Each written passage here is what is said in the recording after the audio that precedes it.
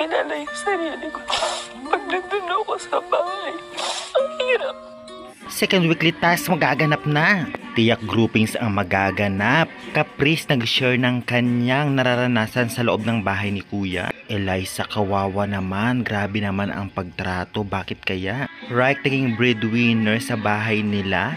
Pagkilala sa mga kagrupo ay yan talaga ang magiging weekly task nila. At syempre magsishare sila ng mga kaganapan nila sa loob ng bahay nila sa sariling tahanan. Kaya before that guys, bago natin simulan ay huwag niyong kalimutan mag-like, comment, subscribe for more PBB Celebrity Collab 2.0 updates. Maraming salamat. Magaganap na nga maya-maya lamang ang kanilang second weekly task kung saan gagawa sila ng diorama art para ipakita kung ano sila sa loob ng bahay nila. At ang ilan ay nag-share na kagaya ni Caprice. Sabi niya ay talagang para magkakaibigan ng sila ng kanyang mga magulang at close na close talaga sila. Makikita din natin na groupings ang ginagawang diorama at after nito ay magsishare na sila sa isa't isa in the front of maraming PBB housemates. Samantalang kawawa naman itong si Eliza. Dahil kung hindi pa daw siya pumasok sa PBB ay hindi niya kilala ang sarili niya. Kahit daw sa loob ng bahay nila ay hindi niya mahanap ang kanyang totoong sarili. Tiyak may pinagdadaanan ito sa loob ng bahay nila kaya abangan natin soon kung anong pagkanyang pang ibubunyag.